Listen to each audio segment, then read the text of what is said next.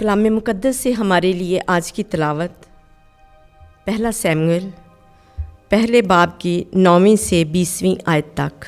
जब वो शैलो में खा पी चुके तो हन्ना उठी और खुदावंद के हजूर खड़ी हो गई। और उस वक्त आली काहिन खुदावंद की हैकल की चौखट के आगे कुर्सी पर बैठा हुआ था और वह रूह के दुख में थी। तब उसने खुदावंद से दुआ मांगी और रोई, और उसने मन्नत मानी और कहा, ए रब्बुल अफ़वाज, अगर तू अपनी बंदी की पस्त हाली पर नज़र करे और मुझे याद करे और अपनी बंदी को ना भूले और अपनी बंदी को फर्जंदे नरीना अता करे, तो मैं उसे ज़िंदगी भर के लिए खुदावंद को दे दूँगी और उस तरह उसके सिर को ना छुएगा।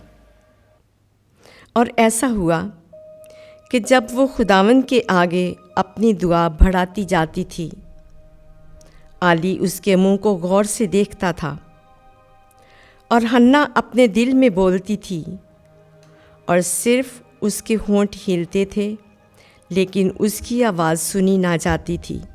लिहाजा आली ने गुमान किया कि वो नशे में है।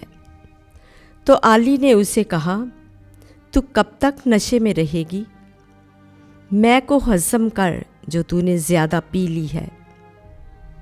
हन्ना ने जवाब में कहा, हरगिज़ नहीं ए मेरे आका, मैं तो कमबख्त औरत हूँ।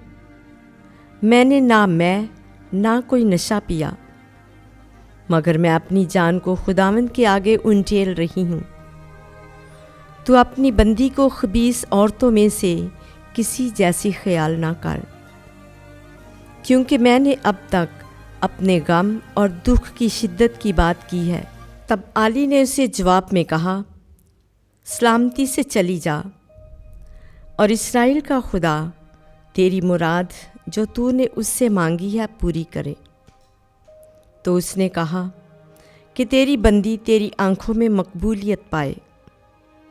तब वो औरत अपनी राह चली गई और खाना खाया, और फिर उसका चेहरा पहले की तरह ना रहा। फिर वो अगले दिन सवेरे उठे और खुदावंद के आगे सजदा किया और रवाना होकर रामा में अपने घर को वापस आए। और एल्काना अपनी बीवी हन्ना से हमबिस्तर हुआ और खुदावंद ने उसे याद किया। और ऐसा हुआ कि दिनों के दौरान में हन्ना हामला हुई और उससे बेटा हुआ, और उसका नाम शमूएल रखा, क्योंकि उसने कहा कि मैंने उसे खुदावंद से मांगा। पाक कलाम के पढ़े और सुने जाने पर खुदा की बरकत हो।